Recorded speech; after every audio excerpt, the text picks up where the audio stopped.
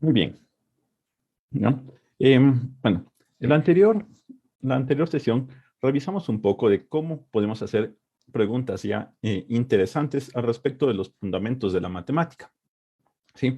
Preguntas que tal vez parecerían triviales, pero tienen una gran significancia, como la de ¿el vacío es función? ¿Sí? ¿Qué condiciones deben cumplir para que el vacío sea función de una clase A o de un conjunto A en un conjunto B o de una clase A en una clase B? ¿Ya? Entonces, como vemos, eh, conceptos simples, ¿sí? Los podemos profundizar en haciéndonos preguntas que caigan sobre los fundamentos, ¿ya? Entonces, vamos a seguir haciendo eso con otros conceptos de la matemática y vamos a seguir con lo que es las funciones biyectivas, bueno, funciones inyectivas y sobreyectivas, ¿ya? Entonces, aquí tenemos nuestras definiciones, las definiciones usuales, ¿sí? Una función f de una clase A en una clase B es inyectiva si para todo x elemento de A y para todo y elemento de A, tales que x es diferente de y, se tiene que f de x sea diferente de f de y. ¿Ya? O lo que es lo mismo por la propiedad del contrarrecíproco, si para todo x en A y todo y en A, tales que f de x sea igual a f de y, se tiene que x es igual a y. ¿Ya? Entonces, hemos visto siempre un montón de ejercicios de este tipo de demostrar que una función es inyectiva, ¿sí? Pero podemos ir más allá, ¿ya?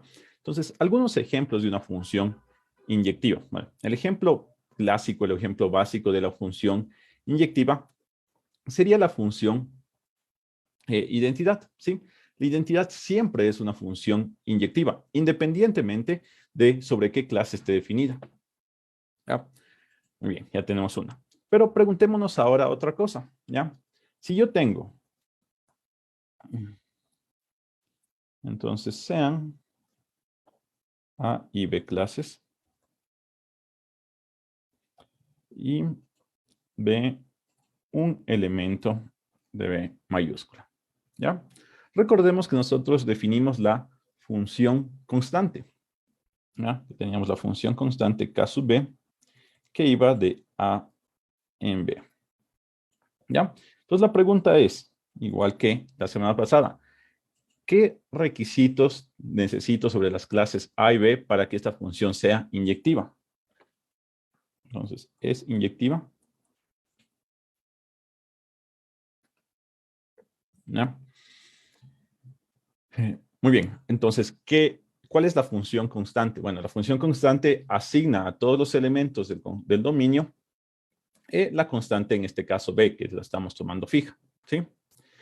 Es decir, si yo tengo dos elementos diferentes en mi dominio, ¿ya? Su eh, sus imágenes van a ser B, van a ser iguales, ¿ya? Entonces podríamos decir, no, esta función nunca es inyectiva, ¿sí? Pero volvamos a repasar lo que acabé de decir. Dije, si tuviese dos elementos diferentes en el conjunto, en el dominio de esta función, entonces sus imágenes deberían ser iguales y contradeciría que sea inyectiva. Pero en el inicio yo dije, sí, tengo dos elementos diferentes, ¿ya? Pero ¿qué pasa si tengo solo un elemento? ¿Qué pasa si no puedo tener dos elementos diferentes? Es decir, ¿qué pasa si tengo un unitario, un conjunto unitario, una clase unitaria? ¿Mm? Pues la respuesta ahí sería más simple, sería que esta función sí es inyectiva, ¿verdad?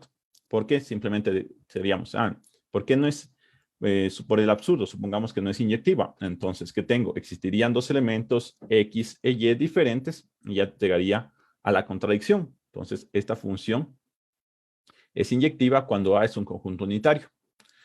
Si tiene más de dos elementos el conjunto A, entonces no es inyectiva.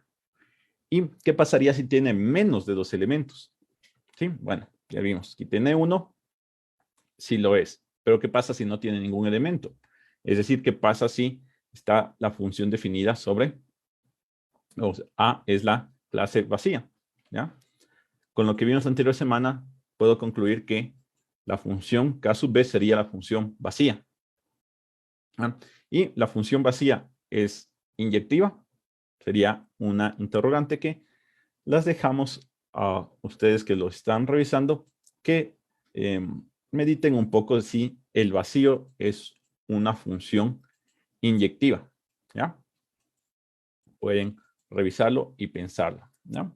Muy bien, entonces veamos como conceptos simples podemos irnos más a los fundamentos, ¿ya? Y hacernos preguntas interesantes para recabar o para un poco diseccionar este concepto, ¿no? Lo mismo podemos hacer como funciones sobreyectiva, ¿ya?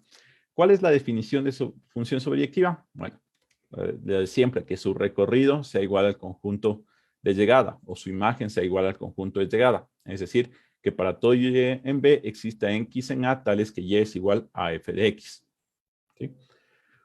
Mismas preguntas que en el anterior punto. Un ejemplo de una función que sea siempre sobreyectiva. La identidad, la función identidad, es una función siempre sobreyectiva.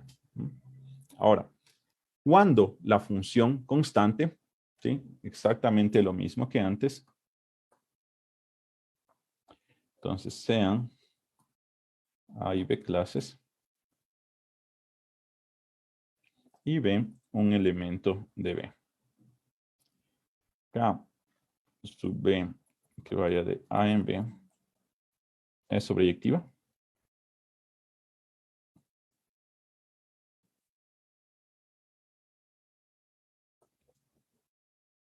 Entonces, ¿cuándo la función constante es sobreyectiva? Podemos hacer un análisis muy parecido al anterior, ¿sí? ¿Qué necesito para que sea sobreyectiva? Necesito que para todo y en B existe un x en A, tal que es que y es igual a f de x. Entonces, tomemos un elemento arbitrario, y elemento de B. ¿Sí? Entonces, tomemos.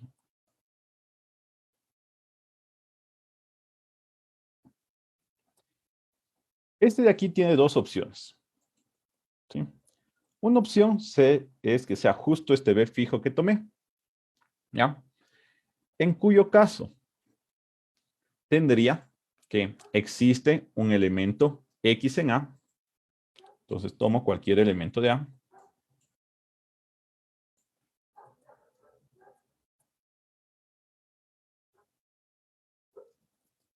X en A.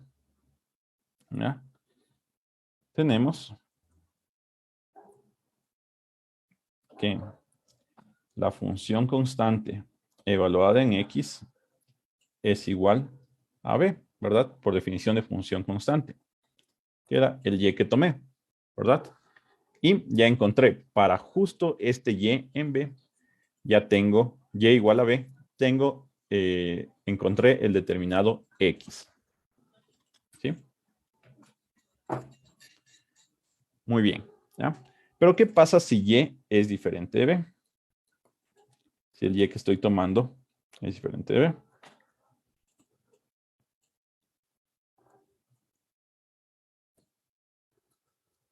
¿Ya?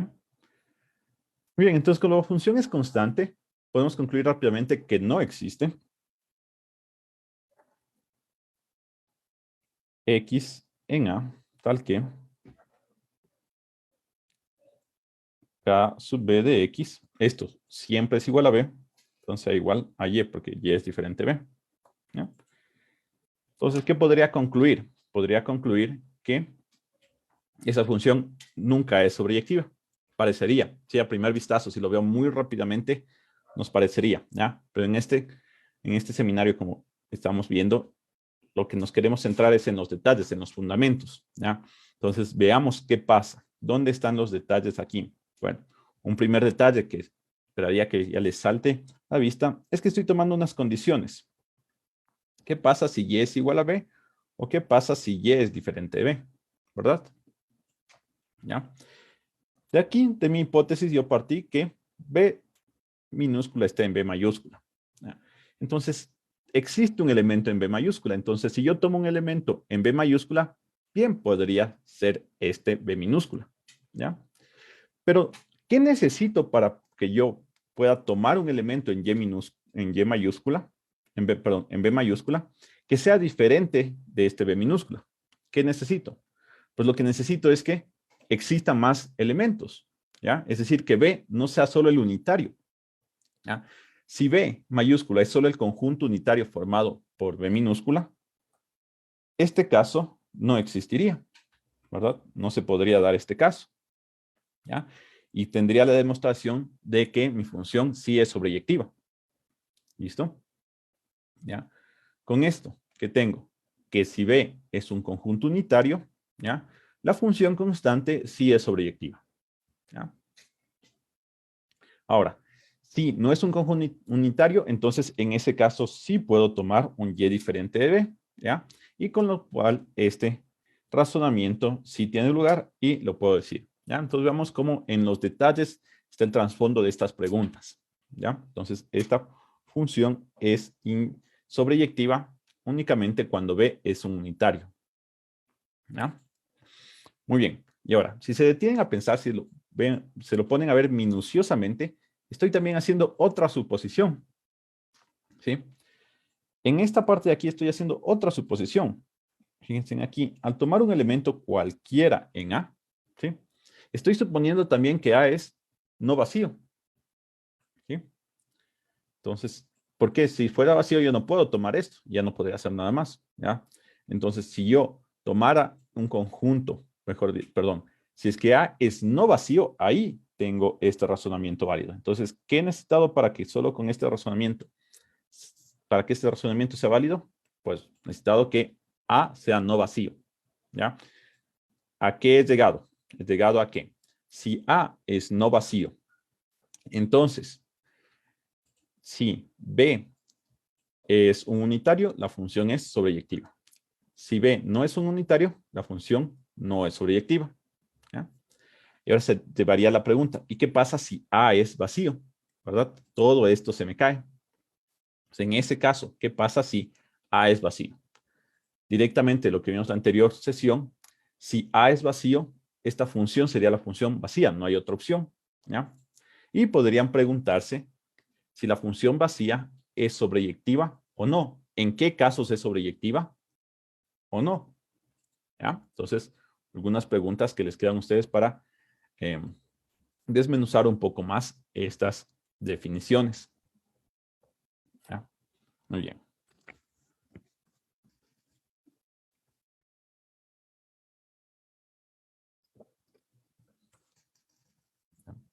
Entonces, ya vimos cómo podemos sacarle un poco el jugo a conceptos simples. ¿Ya? El siguiente concepto natural que se presenta al estar hablando de funciones inyectivas y sobreyectivas es el de función biyectiva. ¿Ya?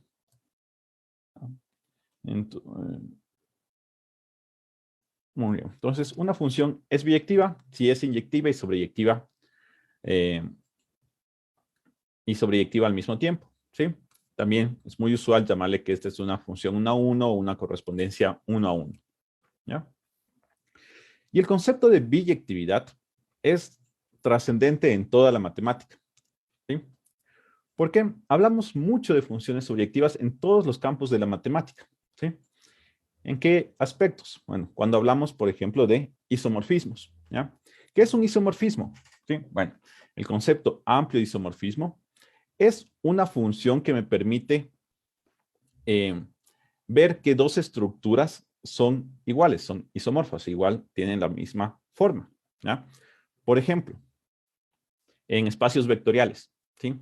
Tenemos un isomorfismo, que sería un isomorfismo. Bueno, una función biyectiva que preserve las propiedades importantes de un espacio vectorial. ¿Cuáles son las propiedades importantes de un espacio vectorial? Pues la suma y el producto, ¿sí? ¿Ya? Y el producto por un escalar. ¿Ya? Entonces, si yo tengo una función biyectiva que me preserve esto, la suma y el producto, es decir, que la función evaluada en una suma sea igual a la suma en el otro espacio de las imágenes, ¿ya? Y de la misma manera, la función evaluada en un producto por escalar sea el escalar por la función evaluada en el respectivo elemento, ¿sí? Entonces a esa le digo que es un isomorfismo, que básicamente lo que tengo es una aplicación lineal, ¿verdad? Pero bueno, en matemáticas no necesitamos solo eso, también necesitamos que su inversa, y ya vamos a hablar de eso, su inversa también conserve las mismas propiedades, ¿sí? Entonces, si yo tengo una función, en este caso lineal, biyectiva, cuya inversa sea lineal, entonces diré que tengo un isomorfismo de espacios vectoriales. ¿Ya? Bueno, como todos han de haber visto un poco de álgebra lineal, es inmediato si yo tengo una función lineal que tiene inversa, su inversa también es lineal. Entonces, por eso suele solo pedir que el isomorfismo de espacios vectoriales sea una aplicación lineal biyectiva. ¿Ya? Y de esa manera yo tengo dos espacios o dos conjuntos que son en esencia el mismo, ¿sí? Conservan la estructura, tienen las mismas estructuras. Y esto se replica en muchos espacios, ¿no? Por ejemplo, cuando tengo un isomorfismo de espacios topológicos, bueno, cuando tengo una función continua cuya inversa también es continua, y la función es biyectiva, ¿verdad? Entonces ahí tengo un homeomorfismo, ¿ya? Y les damos nombres interesantes a cada una de estas, pero todas tienen las mismas propiedades. Cuando tengo un isomorfismo de grupos, cuando tengo una función biyectiva que preserva la operación del grupo, ¿ya? También debería pedir que su inversa preserve la operación del grupo, pero tal como pasa en los espacios vectoriales, es inmediato, es una consecuencia de que la función sea biyectiva y preserve la operación de grupo, ¿no? Y así puedo ir analizando en todos tipos de estructuras, ¿sí? En conjuntos ordenados. Entonces ahí son lo que preserven el orden, ¿sí? Funciones crecientes cuya inversa también sea creciente, funciones biyectivas, ¿ya? Entonces, como ven, la biyección trasciende ante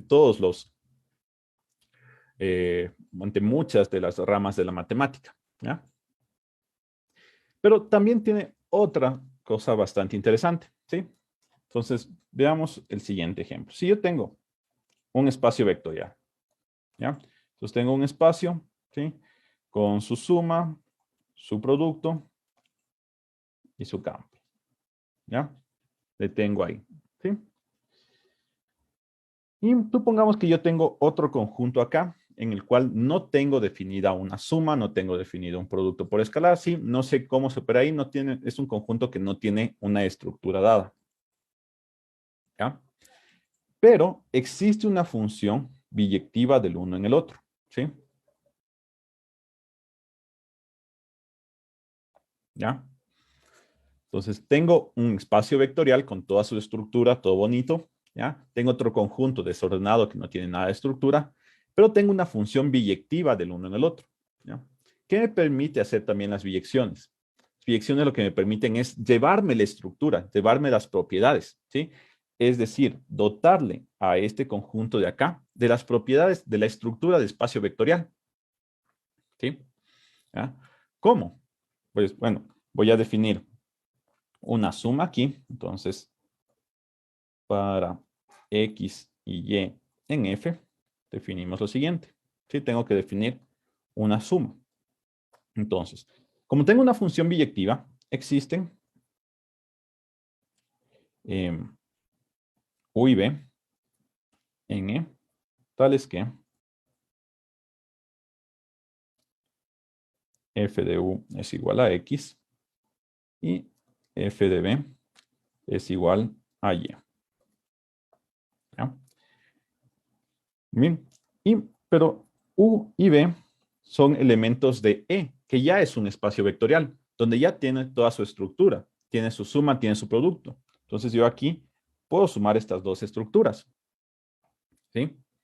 Y tengo una función, esto de aquí es un elemento de E, y tengo una función que va de E en F. Entonces lo evalúo, ¿ya?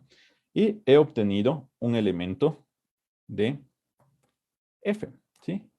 Y a esto le defino como X suma en F con Y, ¿ya?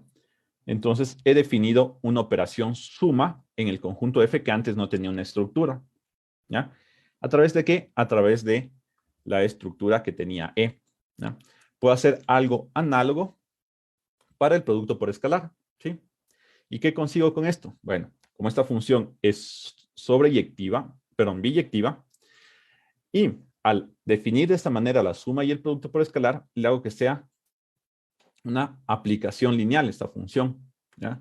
Y obtengo que he llevado toda la estructura de E a F, ¿sí? Es decir, he pasado toda la estructura a F y a F ya lo he dotado de una estructura de espacio vectorial, ¿sí? Pues, se puede demostrar que bajo esta suma y este producto, F termina siendo un espacio vectorial, ¿ya? Y esta idea la puedo replicar en todo el resto de conjuntos o de estructuras que tenga, ¿sí? Si yo tengo un conjunto que esté ordenado y otro conjunto que no esté ordenado, pero tengo una biyección entre estos dos conjuntos, puedo definir el orden, llevando el orden del uno, pasándolo al otro.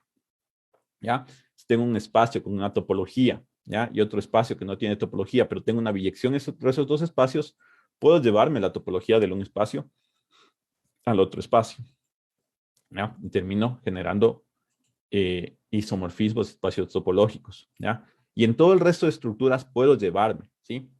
Entonces tengo la idea de que las funciones biyectivas me permiten llevarme toda la estructura, ¿ya?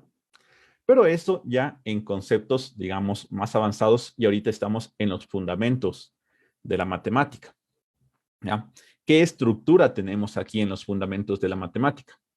Pues una primera respuesta sería no, ninguna, no tengo ninguna estructura, solo son conjuntos y elementos de los conjuntos, ¿sí?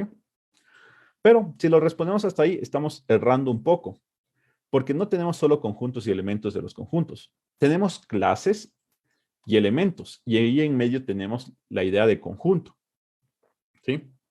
Entonces, ¿qué querría hacer? Mi estructura aquí en los fundamentos de la teoría de conjuntos, hasta donde estamos en este momento, es la de ser conjunto, ¿sí? Es una estructura de ser conjunto. Entonces, ¿será posible que si yo tengo una función de un conjunto en otro conjunto, en otra clase cualquiera, ¿sí?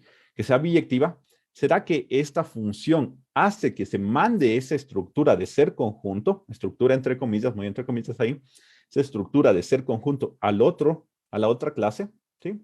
Es decir, tendrá un resultado del tipo de si E es un conjunto y F es una clase, ¿ya? Y F minúscula es una función biyectiva de en F, entonces F será conjunto, ¿sí? Sería interesante y se acoplaría con todo el resto que hemos venido viendo de mantener una estructura, que las funciones biyectivas mantienen la estructura. Y sí, vamos a tener eso, pero de una manera no tan sutil, ¿ya? Esto, bueno, vamos a verle un poco acá. Después regresamos a los que me acabo de saltar. Esto último que les hablé se lo conoce como el axioma del reemplazamiento, ¿sí? Y no necesito tanto una función biyectiva, ¿ya? Lo podemos debilitar hasta este punto, ¿sí? ¿Qué nos dice este axioma? Nos dice que si A es un conjunto y F es una función que va de A en B, que es sobreyectiva, ni siquiera biyectiva, solo necesito sobreyectiva, entonces B también es un conjunto, ¿sí? Entonces, por axioma, yo me puedo llevar la estructura entre comillas nuevamente, de ser un conjunto a otra clase. Entonces, la otra clase también termina siendo un conjunto, ¿ya? Y bueno, el teorema va lo que habíamos dicho antes, si A es un conjunto y A y B están en correspondencia 1 a 1, es decir, hay una función biyectiva, o es decir, hay un isomorfismo de conjuntos, o son isomorfos vistos solo como conjuntos o solo como clases, se tiene que ver también es un conjunto, ¿ya? Muy bien, entonces se nos llevó esto. Entonces vean el potencial de las funciones sobreyectivas al ver como estructuras, ¿sí? Muy bien, ¿ya? Entonces vamos a regresar un poco a eso, pero continuemos en el orden que estamos viendo para tener toda la información que necesitamos.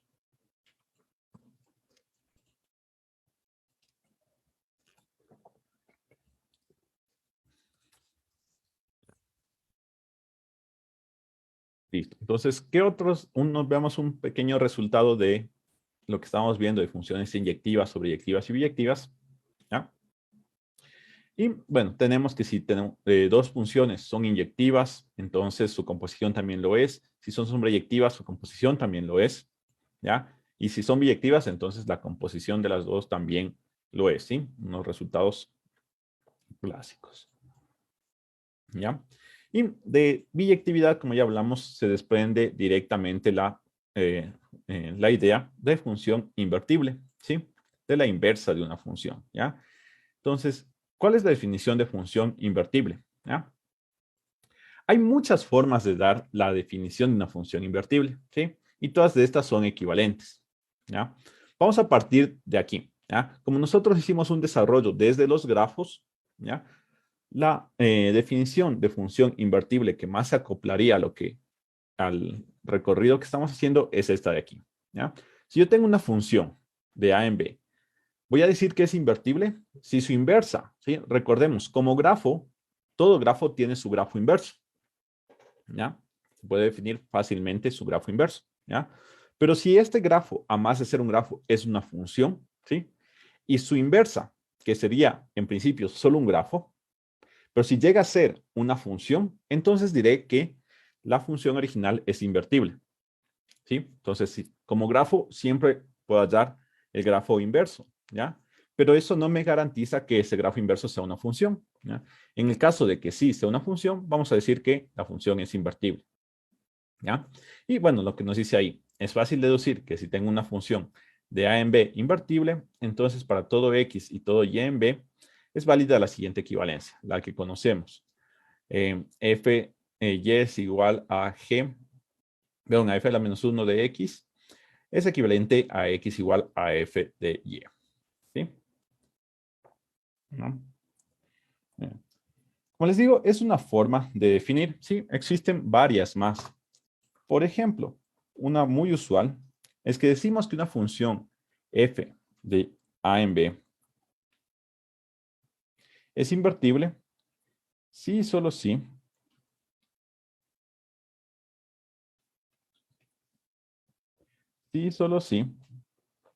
para todo x, perdón, si y solo si existe una función g que vaya de b en a, tal que para todo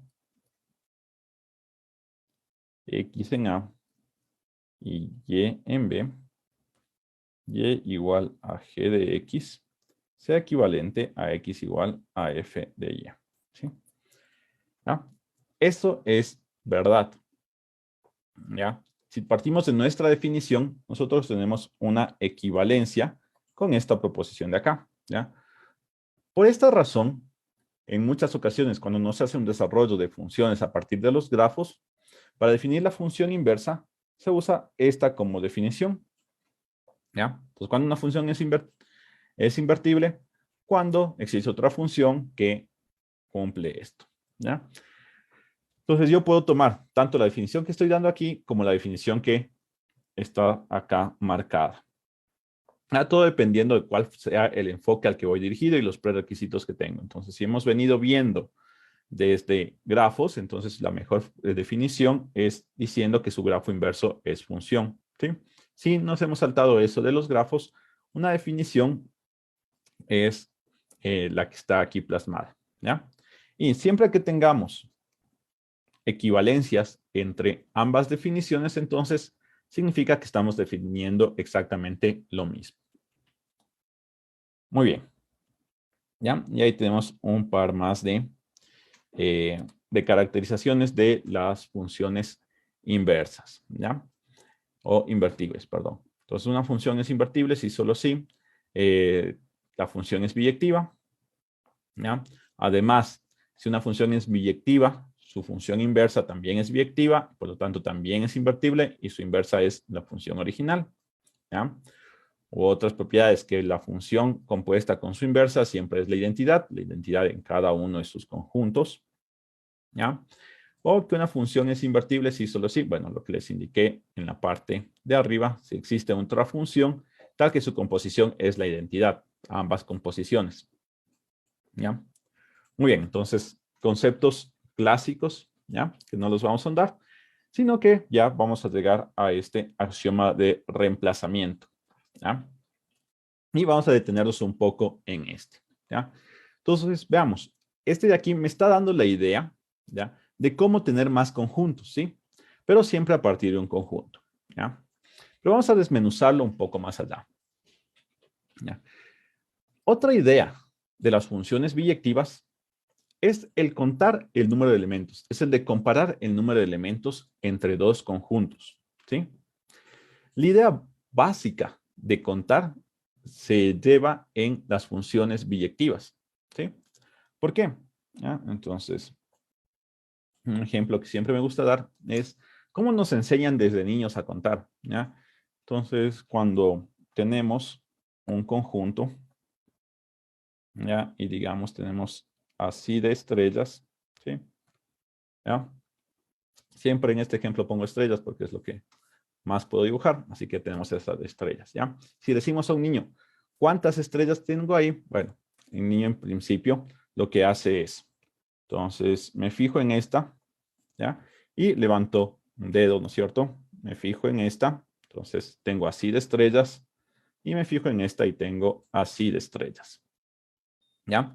Entonces, ¿cuántas estrellas tengo? Tengo así de estrellas. Y al niño le enseñamos que cuando tiene así de objetos, se le dice que tiene 3 objetos, ¿ya? Pero ¿qué hice? En pocas, ¿ya? En pocas lo que hice es, bueno, voy a dibujar una mano por aquí. Está feísima la mano, ¿ya? ¿Ya? Entonces, con 3 dedos levantados, ¿ya? Y el otro dedo también, ¿sí? Pues básicamente, ¿qué es lo que hice? A cada estrella le asigné uno de los dedos, ¿ya? Pues ahí ya está la idea completa de, estoy haciendo una función biyectiva entre un conjunto y otro conjunto, ¿sí? Esa función es biyectiva, sí, lo puedo ver claramente que es biyectiva. Entonces digo que ambos conjuntos tienen igual número de elementos, ¿ya? Muy bien, listo. Entonces, basándonos en esto de aquí, podemos extender a cualquier par de conjuntos. ¿Ya? Entonces, acá pongamos una casa. ¿Ya? Muy bien. Aquí, ¿puedo hacer una función biyectiva? Pues no, y podríamos demostrarlo que no podemos hacer una función biyectiva entre estos dos conjuntos, ¿sí? Pero lo que sí puedo generar son funciones sobreyectivas, ¿ya? Este es un ejemplo de una función sobreyectiva de un conjunto en el otro, ¿ya? Entonces, si las funciones biyectivas me llevaban esta idea de comparar la cantidad de elementos, de tener la misma cantidad de elementos entre dos conjuntos, las funciones sobreyectivas me llevan a la idea de que el conjunto, el dominio de la función, tiene más elementos que el conjunto de llegada, ¿sí? Entonces, las funciones sobreyectivas me están controlando qué tan grande es el otro conjunto. Es decir, para yo tener una función sobreyectiva, necesito que el conjunto de llegada sea más pequeño o tenga menos elementos. Vean, estoy haciendo mucho esto de entre comillas porque en matemática podemos definir exactamente esto de aquí, ¿ya? Pero no hemos llegado hasta ahí. Pero nos lleva a esto. La función sobreyectiva nos indica que el conjunto de llegada es más pequeño o tiene menos elementos que el dominio de la función, ¿no?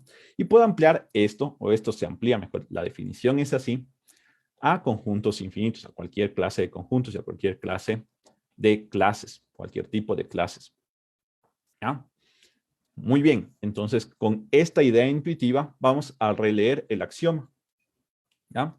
Entonces nos dice, si A es un conjunto, ¿ya? Y yo tengo una función sobreyectiva sobre B, entonces, intuitivamente, ¿qué tengo aquí? Que B es más pequeño que A, ¿sí? Es una clase más pequeña, viéndolo como número de elementos, ¿sí? Entonces, es una clase más pequeña que A. Entonces, B es un conjunto, ¿sí? ¿Ya? Entonces, vamos a hablarlo de esa forma, ¿sí? Si antes de este teorema nosotros teníamos el teorema de subclase, ¿sí? O de subconjunto, que me decía que si yo tengo un conjunto y a partir de él tengo una subclase de este, ¿sí? Y la subclase podemos pensarlo de una manera muy intuitiva como algo más pequeño, ¿verdad? ¿Ya? Entonces, esta clase también es conjunto, ¿sí? ¿Ya? Pero puedo extender esto con el axioma de reemplazamiento a no solo subclases, sino otras clases, pero que sigan teniendo esta idea de ser más pequeñas, ¿ya? Entonces, si le van viendo, esto nos lleva ya a tener una idea intuitiva de de cuándo tengo clases propias, ¿sí? Tengo clases propias, o por ejemplo, una clase propia es la clase universal, ¿ya? ¿Qué tiene de especial la clase universal? Que es una clase inmensa, ¿sí? Tiene demasiados elementos, tiene una cantidad mensurable de elementos, ¿ya?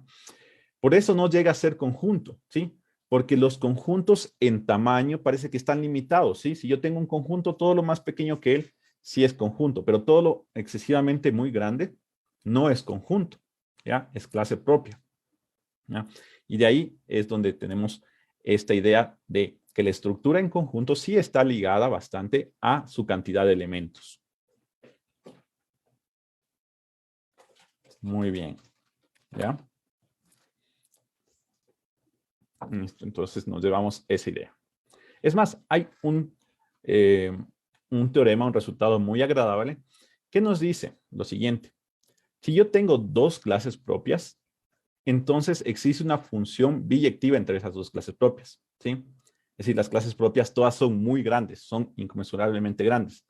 Las que están de cierto tamaño hacia abajo son conjuntos. Entonces, estas palabras que estamos viendo, estamos llenándonos de intuición, pero lo tenemos que dejar ahí, ¿sí? Todo lo que vamos a trabajar después es para formalizar estas intuiciones que les estoy dando. Muy bien, entonces ocupémonos en este momento de este teorema, ¿sí? Recuerden que si tienen preguntas, las pueden ir dejando en los comentarios de la transmisión en vivo para yo responderlas al final, ¿sí?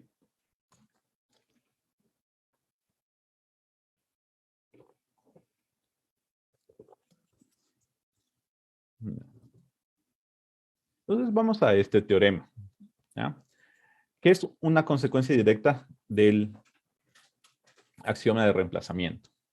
Nos dice que dada la familia, una familia indexada de clases, tal que la clase de índices sea no solo una clase, sino sea un conjunto, y si para todo J, A sub J es un conjunto, entonces la clase A sub I con I en I también es un conjunto. ¿Sí? Muy bien, entonces les digo que esto es...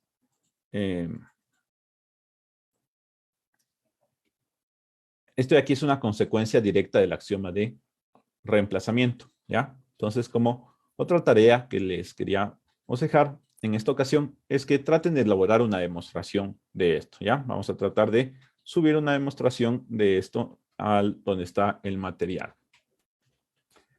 Muy bien, ¿ya? Pero lo que me dice es que si yo ya tengo una clase indexada, recordemos que generamos clases indexadas, familias indexadas, era porque a veces nos limitábamos, no podíamos generar una colección de clases y estas eran clases propias, ¿verdad? No podíamos hacer una clase donde sean estas clases elementos, ¿ya? Para poder generalizar o para poder formular este tipo de entidades matemáticas, definíamos lo que era una clase en una familia indexada, ¿ya? Pero como dice aquí, si todo esto son conjuntos, gracias al axioma de reemplazamiento, también tengo el resultado es un conjunto. Muy bien. Listo. Ya. Ahora, veamos lo último que queríamos ver en esta sesión, que es el producto de una familia de clases. ¿Sí? ¿Ya? Recordemos, nosotros, si teníamos dos clases, definimos la unión de estas dos clases. Si tenemos dos clases, definimos la intersección de estas dos clases. Pero si teníamos, bueno, y también si teníamos dos clases, definíamos el producto cartesiano de estas dos clases. ¿Ya? Pero si teníamos más clases, nosotros podíamos, es más, si teníamos una familia indexada de clases, nosotros podíamos definir la unión generalizada de estas clases o la intersección generalizada de estas clases. Entonces, ¿será posible que nosotros podamos definir, ¿ya?, el producto generalizado de algunas clases? ¿Sí?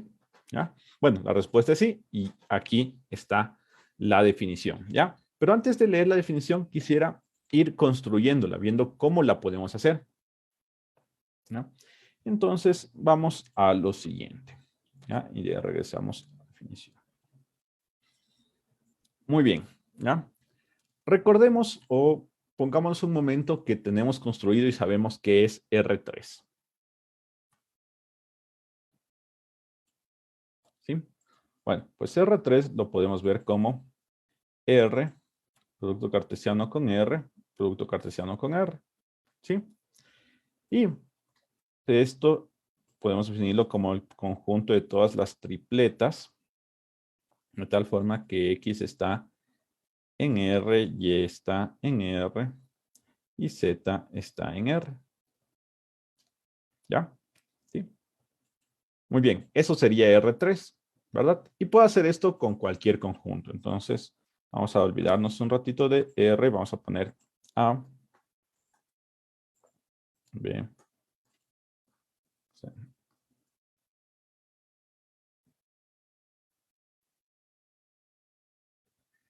Listo.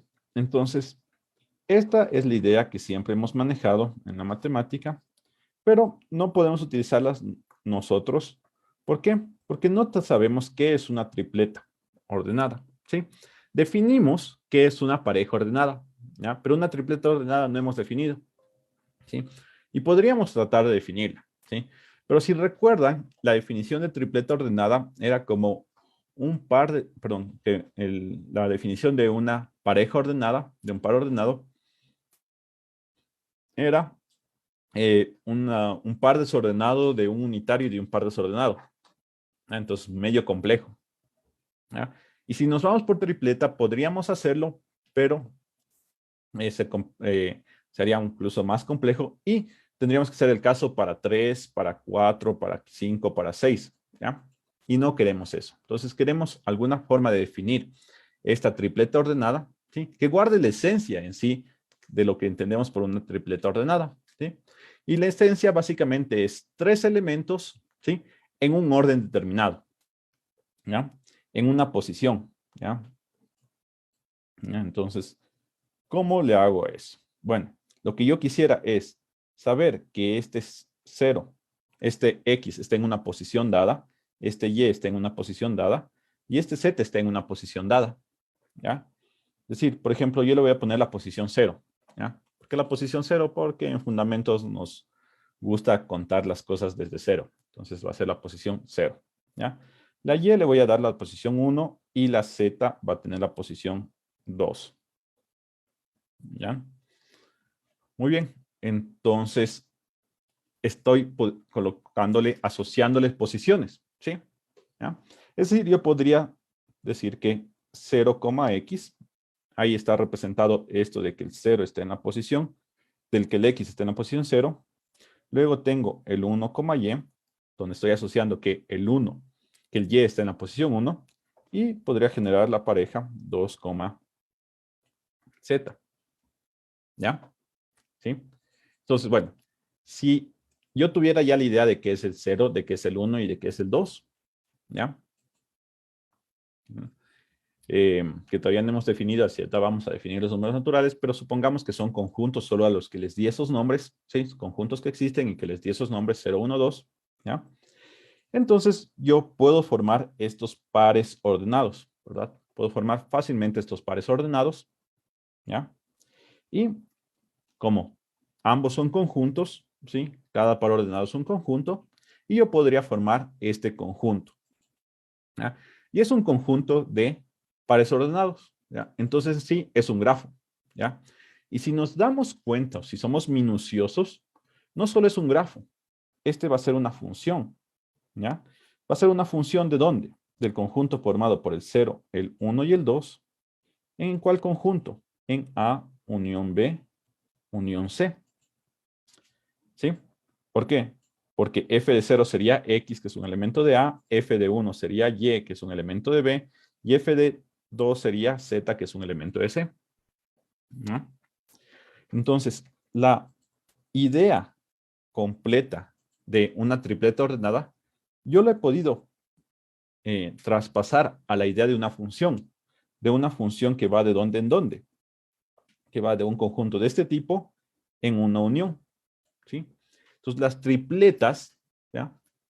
Guardan esa idea, ¿sí? Eh, funciones que van de un conjunto de índices, ¿ya? En la unión de los conjuntos que estemos tratando, ¿sí? Muy bien, ¿ya? Ahora, con esto en mente, a este conjuntito de aquí, en matemáticas se lo suele llamar como el 3 en fundamentos de la matemática, ¿ya? Entonces, básicamente son funciones que vayan del 3 en la unión, ¿ya? Ahora, volvamos al caso en que teníamos los reales y los reales para A, B y C. Entonces, si yo tomo los reales, unión los reales, me va a dar los reales, ¿sí? Entonces, en sí, ¿qué han sido las tripletas ordenadas o qué ha sido R3? R3 no ha sido nada más que un montón. Bueno, R3 tenemos la idea que es un conjunto de tripletas, ¿ya? Pero cada tripleta vemos que lo podemos definir como una función del 3 en R, ¿ya? Entonces, R3 en sí ha sido el conjunto de todas las funciones que van del 3 en R, ¿ya? Muy bien. Y en fundamentos de matemáticas tenemos que si A y B son clases, se define el conjunto A a la B, perdón, la clase A a la B, como la clase de todas las funciones que vayan de B hasta A. ¿Sí? Ahí estoy haciendo un abuso de notación, ¿ya? Pero para tenernos esta idea, ¿sí? Entonces, cuando estamos hablando de conjuntos, yo tengo que A a la B es el conjunto de todas las funciones que van de B a la A. Es decir, que si yo tengo todas las funciones que van del 3 a los reales, ese simplemente es los reales a la 3. ¿Ya? Entonces, ¿qué ha sido R3? Ha sido básicamente el conjunto de todas las funciones que van del 3 en los reales. ¿Ya? Y eso me guarda la idea de tripleta ordenada. ¿Ya? ¿Por qué más me guarda la idea de tripleta ordenada, a más de este orden que estamos hablando? Pues me guarda esta idea porque otra cosa es que para que dos tripletas sean iguales, yo necesitaría que sean iguales entrada a entrada. ¿Ya? Entonces, si las tripletas son funciones, para que dos funciones son iguales, nosotros necesitamos que sean iguales evaluación en evaluación. ¿Ya? ¿Y cuál es la evaluación de cada una de estas? Pues la posición correspondiente a cada una de las entradas. Entonces, todo se cierra. ¿Ya? Con esto podemos ver que hemos definido de cierta manera el producto entre tres clases. ¿Ya? Entonces, ¿qué es el producto entre tres clases? Es el conjunto de todas las funciones que van desde el conjunto de índices en la unión de estas clases. ¿Ya? Y podemos ir más allá. Entonces, con eso tenemos el producto generalizado. ¿Ya? Entonces, si yo tengo una familia de clases con I, la clase de índices, entonces, ¿cómo defino el producto generalizado? Pues lo defino como todas las funciones que vayan de I en A, donde ¿qué es este A? A es la unión de todos los A sub I, ¿sí? Tal como vimos abajo, tenía que ir en la unión, y que cumpla lo siguiente, que para cualquier elemento en el conjunto de índices, la evaluación en ese elemento sea elemento de A sub I, ¿sí? Justo lo que hacíamos aquí, ¿sí? En este caso, el f de 0, que era X, tenía que ser elemento de A. El f de 1, que era Y, tenía que ser elemento de B. Y el f de 2, que era C, Z, tenía que ser elemento de C. Es decir, que cada uno de estos esté en su respectivo conjunto. ¿Ya? De esta manera podemos generalizar el producto cartesiano. ¿Sí? Entonces, con esto, ¿qué ha sido una tripleta ordenada? Pues una función. Una NUPLA ordenada también es una función. Entonces, con los conceptos que hemos venido viendo de funciones, ya podemos definir producto generalizado. ¿Ya? Y con esto es la introducción para al que a mi parecer es el axioma, el mejor axioma o el más bonito de la teoría de conjuntos, que es el axioma de elección, que es lo que vamos a ver la siguiente sesión. ¿Sí? El axioma de elección básicamente me dice que esta clase que estoy definiendo aquí es no vacía siempre y cuando todas las clases que estoy haciendo el producto sean no vacías. ¿Ya? Pero ya nos llevamos la idea de qué es el producto generalizado. Muy bien, ¿ya? Estos eran los temas que queríamos cubrir en esta sesión, ¿sí? Si tienen preguntas, por favor, pónganlos en, en los comentarios, ¿ya? Recuerden que este seminario está organizado por la por el Departamento de Matemáticas de la Escuela Politécnica Nacional, ¿sí? Y es parte de las actividades del Grupo de Estudios en Fundamentos de la Matemática, organizado por la Asociación de Estudiantes de Matemática e Ingeniería Matemática de la Escuela Politécnica Nacional, ¿ya? Si quieren ser parte del grupo de estudio, pueden contactarse con la asociación para que los pongan en la lista y les vaya llegando la información cuando la vamos mandando, ¿ya? Cuando terminemos de cubrir los temas básicos, ahí nos pasaremos a otro tipo de sesiones donde ya van a ser unas sesiones cerradas donde hablaremos con los que les haya interesado los temas para poder responder, para darles trabajos, para ir guiándoles por dónde podemos continuar el estudio de estos temas, ¿ya? Por otro lado, estas sesiones también están quedando grabadas y están siendo subidas a YouTube en la red social del proyecto Alep Sub-Zero. Se está publicando el canal o en el canal de Alep Sub-Zero. Pueden encontrar las grabaciones de estas reuniones. Listo. Bueno, espero que les siga agradando este tipo de contenido, este tipo de temas de los fundamentos de matemática. Y me parece que no hay ninguna pregunta en el chat. Espérenme un instante.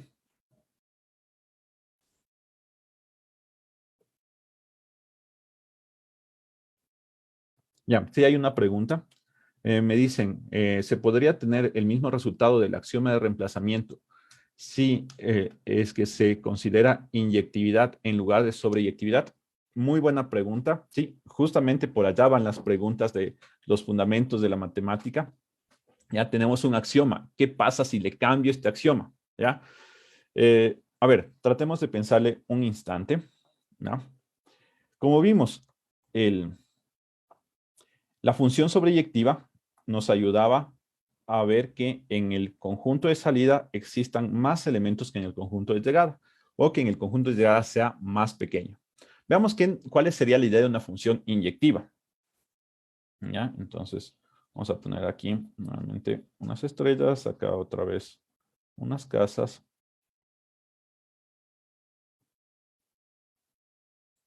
¿Ya?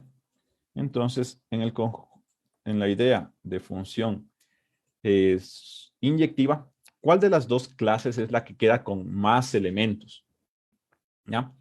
Pues sería que la clase B es la más grande, ¿no es cierto? Podría aparecer de esa manera. Perdón, no les puse nombres.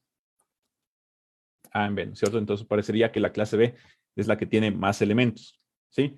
Entonces la que queda siendo más pequeña es la clase A. Entonces, primero, de existir una idea parecida al axioma del reemplazamiento con inyectividad, sería algo así, ¿ya?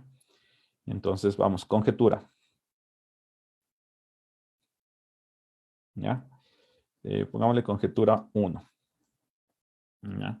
Sería, voy a copiarle tal como estaba el axioma del reemplazamiento, que nos dice, si A es un conjunto y f de A en B es sobreyectiva, entonces vamos de la misma manera.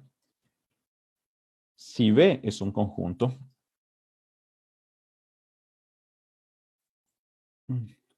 y f de A en B es inyectiva, ¿sí? Entonces, claro, ¿por qué estoy tomando B como conjunto? Porque B es el que está quedando aparentemente más grande. Y la idea, una de las ideas que nos da el axioma de reemplazamiento es que los conjuntos son las cosas más pequeñas que un conjunto dado, ¿ya? Entonces, si tengo inyectiva, como decía el axioma, entonces B es un conjunto. Aquí la conclusión sería, entonces, A es un conjunto.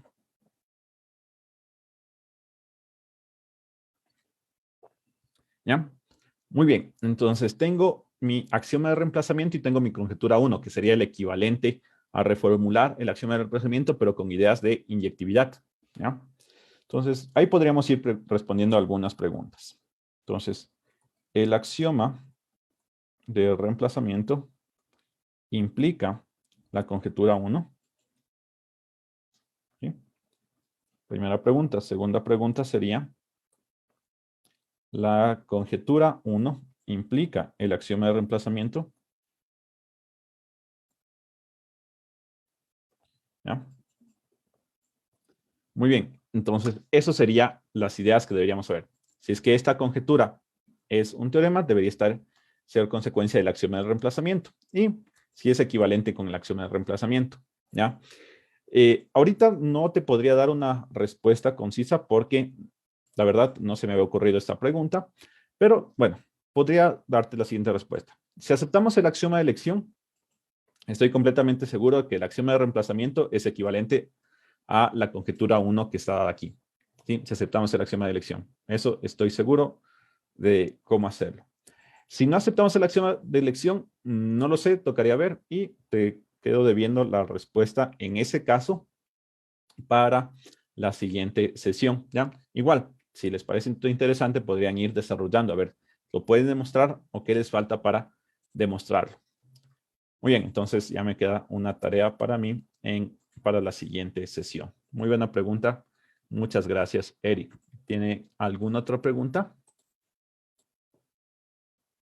No.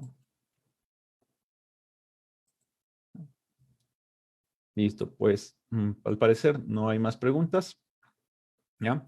Bueno, les agradezco nuevamente por asistir, por darse el tiempo de estudiar o de visualizar estos seminarios, ¿ya? Y nos veríamos la siguiente semana. Muchas gracias y hasta luego.